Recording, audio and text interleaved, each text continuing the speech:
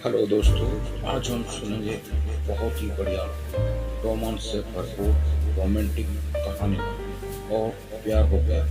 दोस्तों, लास्ट तक देखें, एंड तक देखें, स्किप ना करें, आपको बहुत ही मज़ा आने वाला है। आशीष न्यूयॉर्क अपने बिजनेस मीटिंग के लिए गया था और अब वहाँ का सारा काम खत्म करके आज इंडिया लौटा था।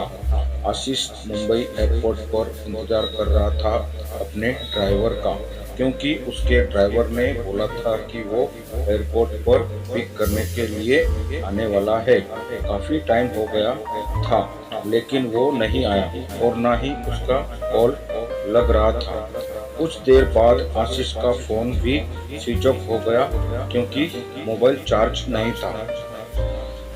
आशीष टैक्सी की राह देख रहा था कि कोई टैक्सी आए, तभी एक टैक्सी आते देखा।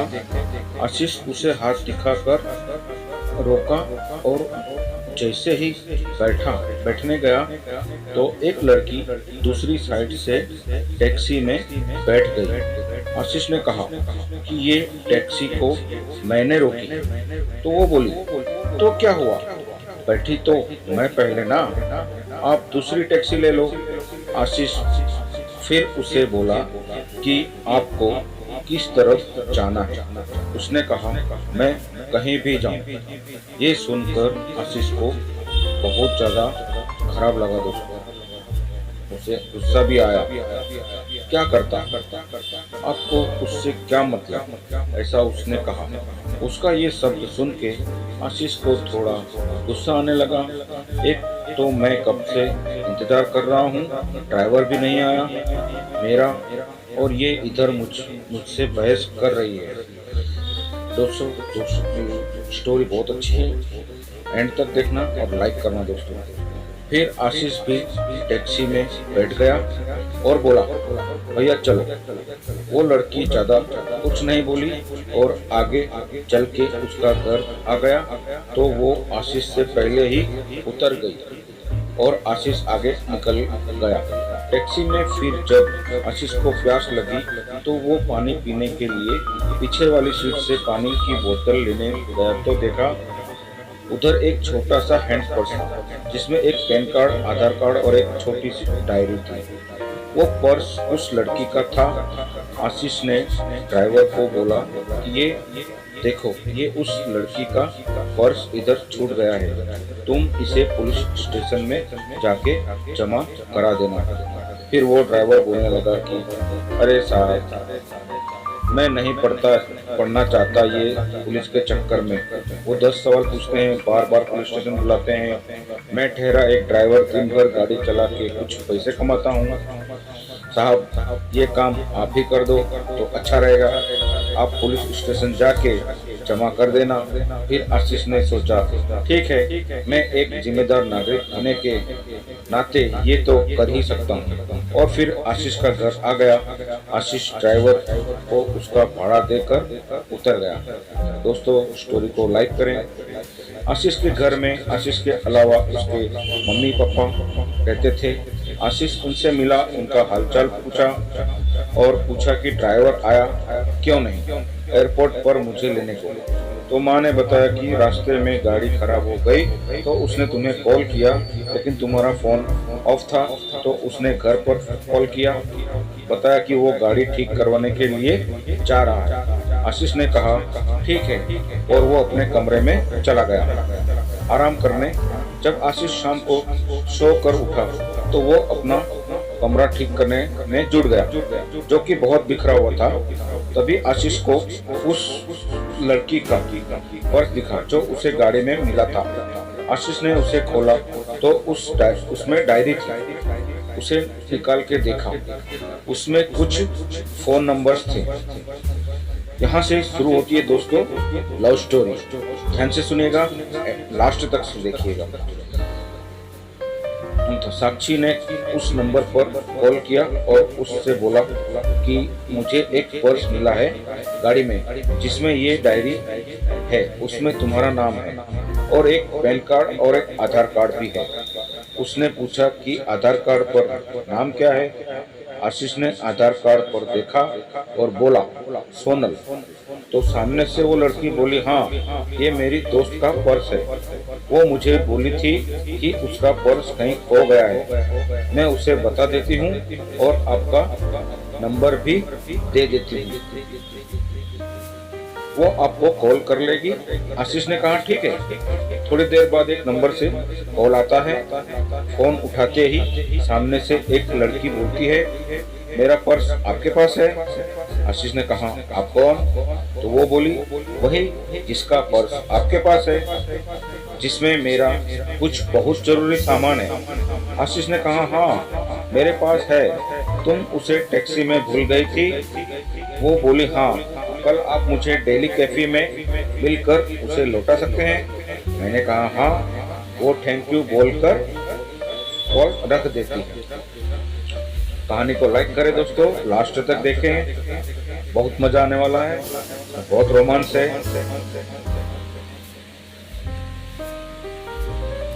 और दोस्तों कहानी अच्छी लगे तो प्लीज लाइक कर दें।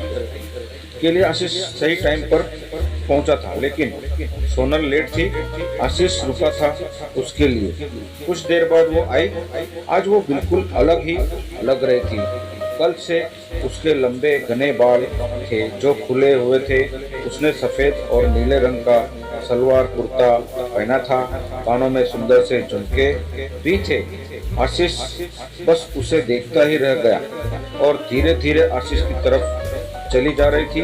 आशीष का ध्यान नहीं था, वो बस उसे देखे जा रहा था। फिर वो बोली, हेलो। तो आशीष जल्दी से उठ गया और बोला, हाँ आओ, मैं ही तुम्हारा ही वेट कर रहा था। वो बोली, हाँ सॉरी, मुझे थोड़ा लेट हो गया। आशीष बोला, कोई नहीं, ठीक है। फिर आशीष ने कहा, काफी? वो बोली, सॉरी अभी नहीं, मैं थोड़ी जल्दी में हूँ, आप मेरा पर्स दे दो, मुझे जाना है। आशीष ने कहा, हाँ दे दूंगा, थोड़ा बैठ के कुछ बातें तो कर ही सकती हो। कहानी अच्छी लगे दोस्तों तो लाइक और शेयर जरूर कीजिएगा। धन्यवाद। आगे बढ़ते हैं। वो बोली, जरूर, लेकिन आज नहीं, फिर कभी। मैंने कहा, ठीक है, लेकिन याद रखना अपनी बात, अगली बार साथ में बैठ के कॉफी पीना पड़ेगा, फिर मत कहना आज भी मैं जल्दी में हूँ। वो बोली, हाँ ठीक है, अब मेरा पर्स दे दो। आशीष ने उसका पर्स दे दिया और बोला, मैं तुम्हें कॉल कर सकता हूँ अगली बार मिलने के लिए? वो बोली, हाँ, और चली गई। आशीष कुछ देर वहां रुका और फिर ऑफिस चला गया। आशीष पूरी रात सोनल के बारे में ही सोचता रहा। आशीष उसे भूल ही नहीं पा रहा था। आशीष को उसकी एक बात याद आ रही थी। अगले दिन आशीष के कुछ दोस्त मिले और वो उसे बोलने लगे कि चल आशीष, आज पार्टी करते हैं, बहुत दिन हो गए हैं हम दोस्तों ने साथ में पार्टी नहीं किया। आशीष ने कहा, ठीक है, सब चल रहे हैं तो मैं भी चलूंगा। दोस्तों कहानी बहुत इंटरेस्टिंग है, लास्ट तक देखें। ठीक है, मैं भी चलता हूँ। फिर वो 5 दोस्त एक क्लब में गए। सब वहाँ बहुत नाचे, साथ में फिर थोड़ा ड्रिंक भी किया। तभी आशीष की नजर एक लड़की पर गई जो लगातार बहुत ड्रिंक कर रही थी। आशीष ने ध्यान से देखा तो वो और कोई नहीं, सोनल थी। आज वो बहुत ही अलग लग रही थी। हाँ, उसे दिन जब देखा आशीष ने मिला था तो सलवार कुर्ती में आई थी और आज वो शॉर्ट स्कर्ट और टॉप में है और ड्रिंक कर रही है। आशीष तो बिल्कुल ही चौंक गया उसे देखकर। आशीष उसके पास जा ही रहा था उससे बात करने के लिए कि तब तक उसके दोस्त ने उसका हाथ पकड़कर डांस करने के लिए ले गया। आशीष की नजर सोनल पर ही थी, लेकिन थोड़ी ही देर में वो वहां से कहीं चली गई। फिर आशीष ने उसे क्लब में इधर उधर ढूंढा, लेकिन वो नहीं मिली। घर जाकर आशीष ने उसे कॉल किया, वो कॉल भी नहीं उठा रही थी। अगले दिन फिर आशीष उसी टाइम पर क्लब गया ताकि अगर वो आज आई तो वो उधर ही उससे पूछ लेगा।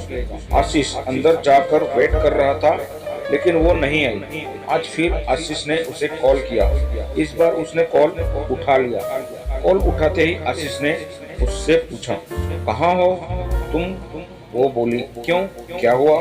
मैंने उससे पूछा कि कल मैंने तुम्हें क्लब में देखा था, तुम हद से ज्यादा ड्रिंक कर रही थी, क्या हुआ?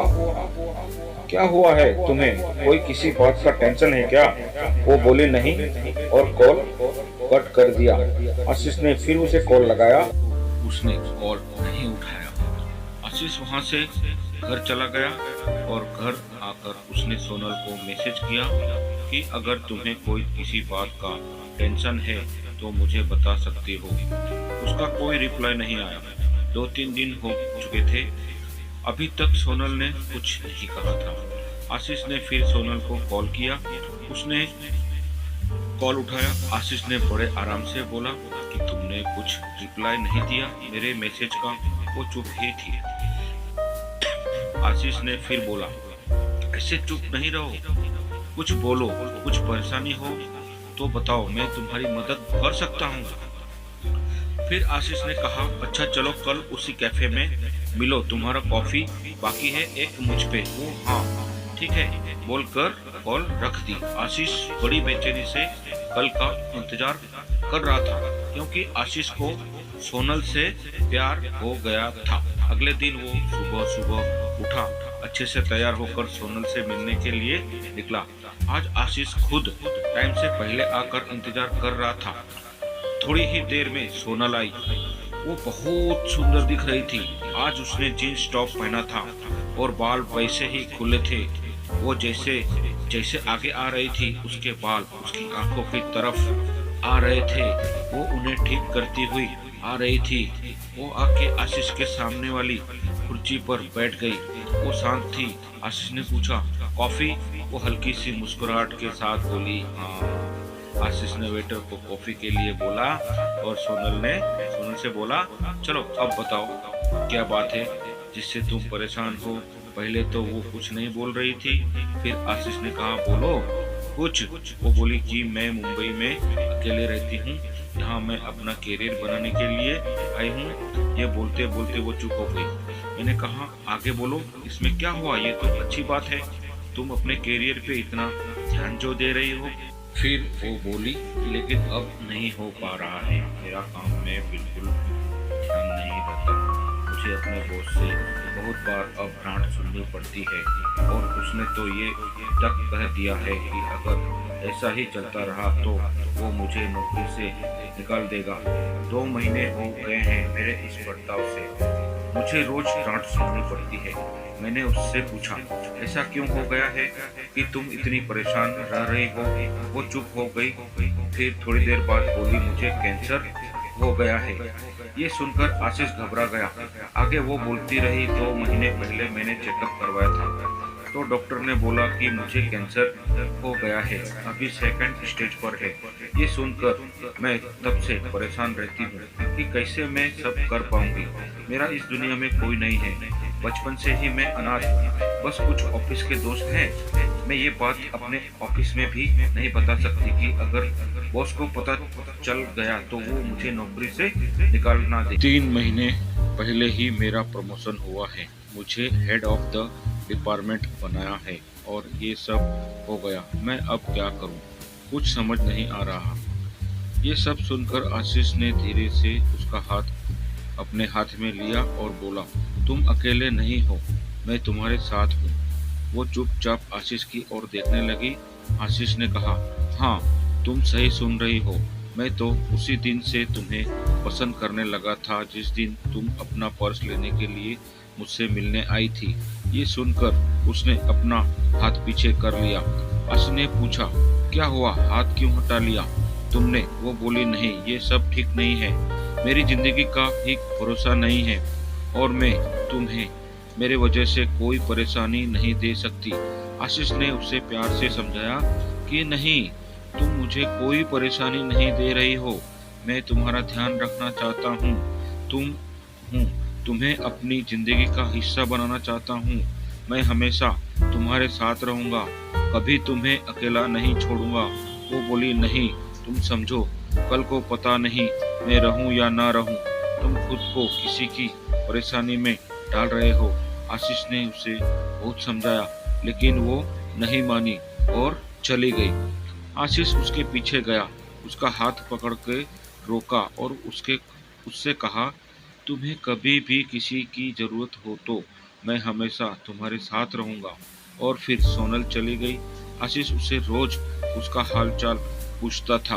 वो डॉक्टर के पास चेकअप के लिए गई कि नहीं, टाइम पर सब दवाएं ले रही हैं कि नहीं। उस दिन के बाद आशीष ने कभी उसे अकेला महसूस नहीं होने दिया। आशीष उसे रोज फोन करता था, उसका हाल पूछता था। 4 महीने हो चुके थे इस बात को करते करते। दोस्तों, कहानी अच्छी लग रही हो तो प्लीज लाइक कर दीजिए। एक दिन शाम को फोन पर बात करते करते सोनल बेहोश हो गई। आशीष उसे पुकारता रहा लेकिन वो कुछ नहीं बोल रही थी। आशीष तुरंत उसके घर जाने के लिए निकल गया। उधर आशीष पहुंचा तो देखा कि सोनल के घर पर कोई नहीं था। फिर उसके पड़ोसियों से पूछा तो पता चला वो उसे हॉस्पिटल लेकर गए हैं। मैं तुरंत हॉस्पिटल पहुंचा, इंक्वायरी डेस्क पर उसके बारे में पता किया और उसके रूम की तरफ गया। वो दो तीन लोग खड़े थे जो सोनल को हॉस्पिटल लेकर आए थे। आशीष ने उनसे पूछा कि क्या हुआ सोनल को, तो वो बोले कि सोनल अपने घर में बेहोश होकर गिर गई थी।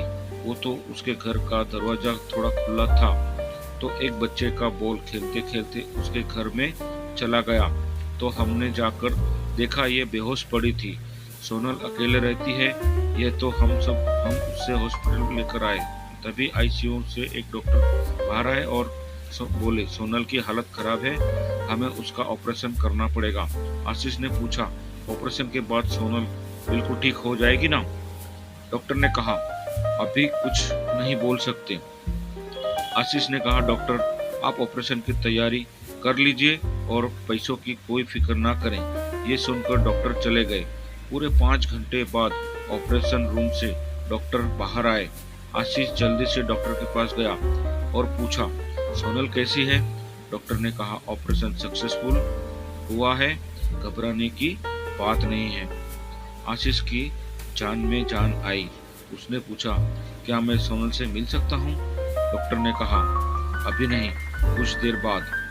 आशीष ने कहा, ठीक है। फिर आशीष बाद में सोनल से मिला। वो आशीष को देखकर रोने लगी। आशीष उसके पास बैठा था। उसने कहा कि बोला था ना मैं हमेशा तुम्हारे साथ रहूंगा। ये सुनकर सोनल रोने लगी। आशीष ने उसे चुप कराया और कहा, अभी अभी तुम्हारा ऑपरेशन हुआ है, ऐसे में तुम्हें रोना नहीं चाहिए। दोनों बहुत देर तक एक दूसरे का हाथ पकड़कर बैठे थे। फिर वो दोनों घर आए। आशीष उसका बहुत ध्यान रखता था। आशीष ने सोनल के बारे में अपने घर वालों को बता दिया था तो अब वो सोनल के साथ ही रहता था, उसका ध्यान रखता था। जब सोनल पूरी तरह से ठीक हो गई तब दोनों ने शादी कर ली और हमेशा के लिए दोनों एक साथ रहने लगे। दोनों को एक 2 साल की प्यारी सी खुशबू नाम की गुड़िया है। लव यू दोस्तों, थैंक्स फॉर वॉचिंग।